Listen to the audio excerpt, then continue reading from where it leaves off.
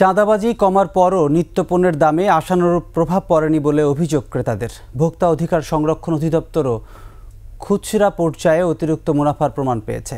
বাজার মনিটরিং আরও জোরদার করতে পারলে নিত্যপণ্যের দাম আরও কমিয়ে আনা সম্ভব বলে দাবি ক্রেতাদের। মেহেদী হাসানের রিপোর্ট। মধ্যবিত্ত আর নিম্নবিত্তের প্রোটিনের চাহিদার সবচেয়ে নির্ভরযোগ্য উৎস ব্রয়লার মুরগি আর ডিম।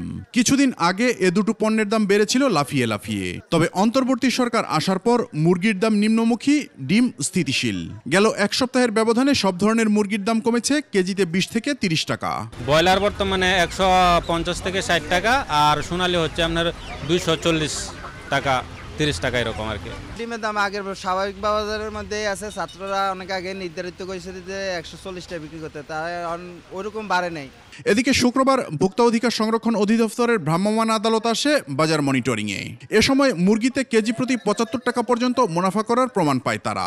পাশাপাশি মরা মুরগি বিক্রি করায় একটি দোকানকে 50,000 টাকা জরিমানা ও সিলগালা করা হয়। কেজি প্রতি প্রায় 60 টাকা থেকে 77 টাকা অতিরিক্ত লাভ করছেন। এটা একটা অনৈতিক চর্চা।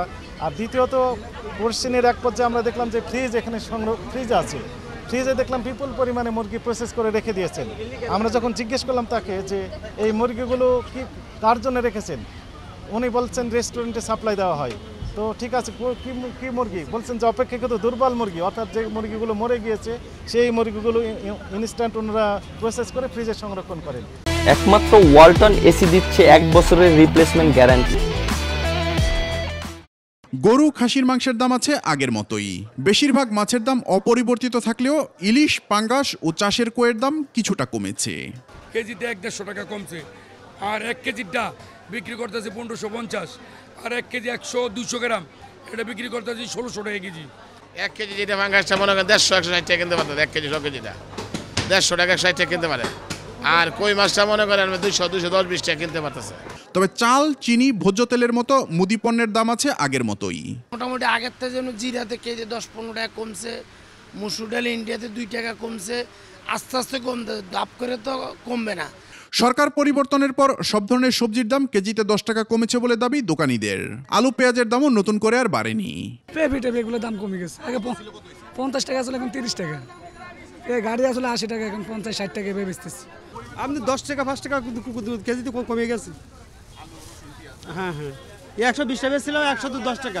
তবে সাধারণ ক্রেতারা বলছেন হাটে বাজারে মহাসড়কে চাঁদাবাজি যতটা কমেছে তার প্রভাব পণ্যমূল্যে ততটা পড়েনি।